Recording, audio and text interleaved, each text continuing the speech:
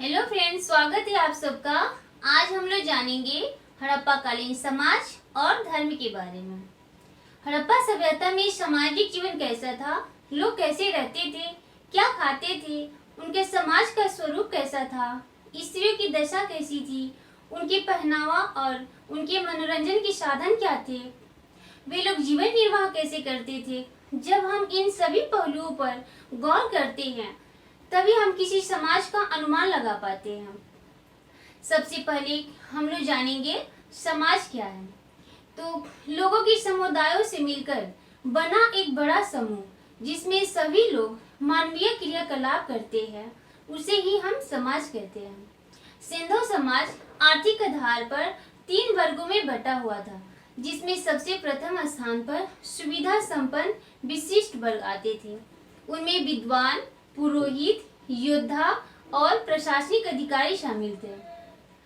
फिर दूसरे स्थान पर खुशहाल मध्यम वर्ग थे।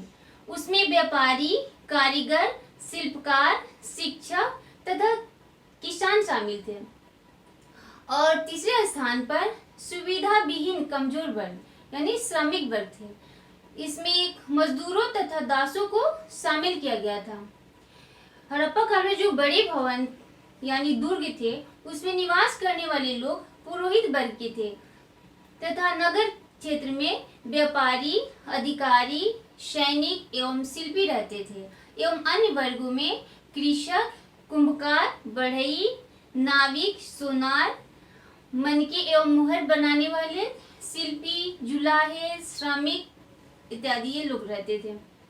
यह भी अनुमान लगाया गया है कि इस सभ्यता में दास प्रथा का भी प्रचलन रहा होगा। अब हम लोग जानेंगे स्त्रियों की दशा के बारे में।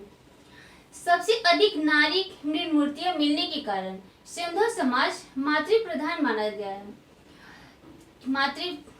मातृसत्तात्मक समाज यानी समाज की जो सत्ता थी वो स्त्री के हाथों में थी।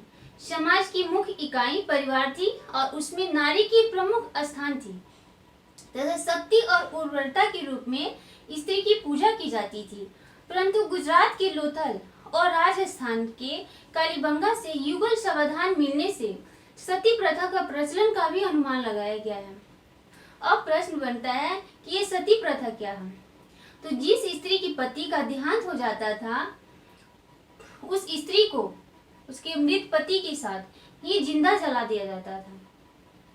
अब हम लोग जानेंगे हड़प्पा काल के लोगों के खान पान के बारे में। हड़प्पा वासी खाने पीने के शौकीन थे। वे लोग शाकाहारी भी थे और मांसाहारी भी थे।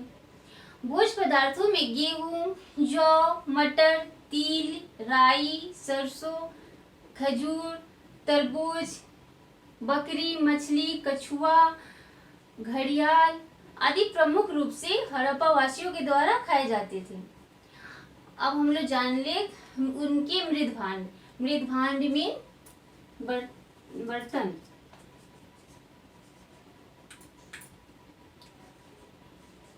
मृदभांड, मृद मीन मिट्टी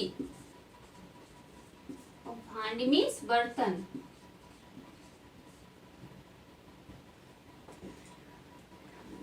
मिट्टी के बर्तन हड़प्पा के लोग उपयोग करते थे। काले और लाल मृदभांड सर्वाधिक प्रचलित थे।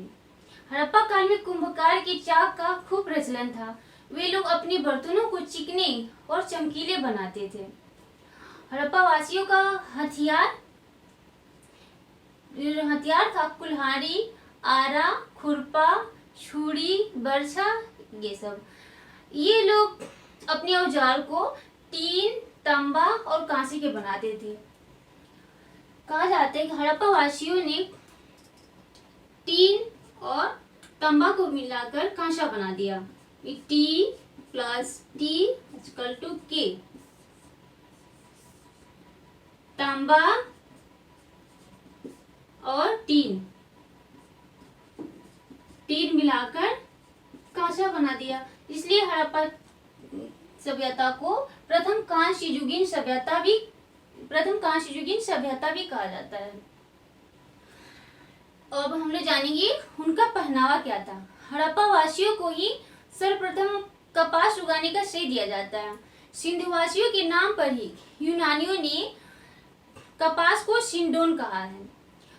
लोग सूती और ऊनी दोनों तरह के कपड़े पहनते थे। सुई के भी साक्ष्य मिला है, जिससे यह आइडिया लगाया जाता है कि हड़प्पावासी सिले हुए कपड़े पहनते थे और बिना सिले हुए भी कपड़े पहनते थे, शॉल की तरह लपेटकर या स्कॉट नुमा कमर में लपेटकर पहनते थे। अब हम लोग जानेंगे उनका आभूषण क्या क्या था। तो हड़प्पावासी कई तरह के आभूषणों का प्रयोग करते थे। उनका आभूषण सोना, चांदी, तांबा, कांसा, मणिक, हाथी दांत, शंख, सीप जो लोग समुद्र से निकालते थे, कीमती पत्थर तथा मिट्टी के आभूषण बनाकर पहना करते थे। अब उनके मनोरंजन के साधन क्या थे? तो मनोरंजन में लोगों को खेल व प्रतियोगिता, पासा खेलना ये सब पसंद था। हड़प्पा और मोहनजोदड़ो से घनाकार पासे का साक्ष्य मिला है। और लोथल गुजरात, जो कि गुजरात में पड़ता है, लोथल से शतरंज का बोर्ड और धौलावीरा से स्टेडियम का साक्ष्य मिला है। और इसके अलावा हड़प्पावासी शिकार करना, मछली पकड़ना, पशु पक्षियों को आपस में लड़ाना, ढोल मंजीरे बजाना तथा नृत्य और संगीत से अपना मनोरंजन करते थे। उनका व्यापार था। सिंधु सभ्यता के लोगों के जीवन में व्यापार का बड़ा ही महत्व था। वो लोग दो तरह के व्यापार करते थे, एक इंटरनल व्यापार और एक एक्सटर्नल, आंतरिक और बाह्य व्यापार दोनों करते थे। सिंधु सभ्यता की समृद्धि का प्रमुख कारण था उनका विदेशी व्यापार, जो कि बार्टर सिस्टम पर आधारित था। बार्टर सिस्टम यानी वस्तु विनिमय प्रणाली। बार्टर सिस्टम वस्तु विनिमय प्रणाली यानी सामान के बदले में सामान की लेन देन, सामान के बदले सामान।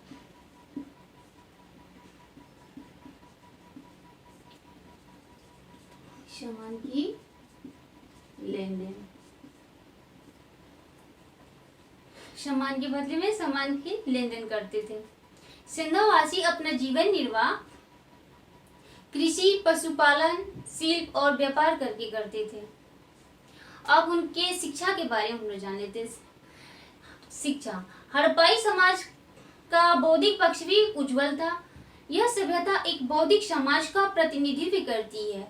हड़प्पा वासियों के पास पूर्ण विकसित लिपि थी, जिसका नमूना सर्वप्रथम 1853 में अलेक्जेंडर कनिंघम द्वारा प्राप्त किया गया था और 1923 तक यह लिपि प्रकाश में भी आ गई थी, किंतु अभी तक यह पढ़ी नहीं जा सकी है। इनके लिखने के तरीके पर विवाद है। कुछ लोग बोलते हैं कि हड़प्पाई लिपि लेफ्ट टू राइट लिखी गई है, दाएं से बाएं, दाएं से बाएं। कुछ लोग बोलते हैं कि दाएं से बाएं लिखी गई है।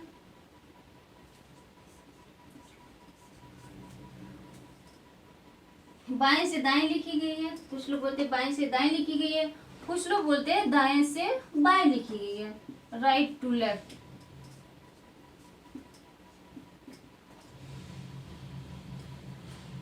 सर से हम लोग हिंदी और इंग्लिश लिखते हैं लेफ्ट टू राइट, और उर्दू लिखी जाती है राइट टू लेफ्ट। और कुछ लोग बोलते दाएं से बाएं और बाएं से दाएं और दाएं से बाएं। कुछ लोग बोलते हैं कि दोनों ही सही है, तो इस शैली को कहते हैं ब्रूस्टोफेदन शैली। ब्रूस्टोफेदन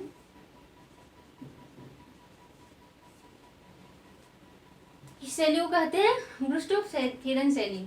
सिंधु सभ्यता के लोगों का सबसे प्रभावशाली विशेषता उनकी नगर योजना एवं जल निकासी प्रणाली थी।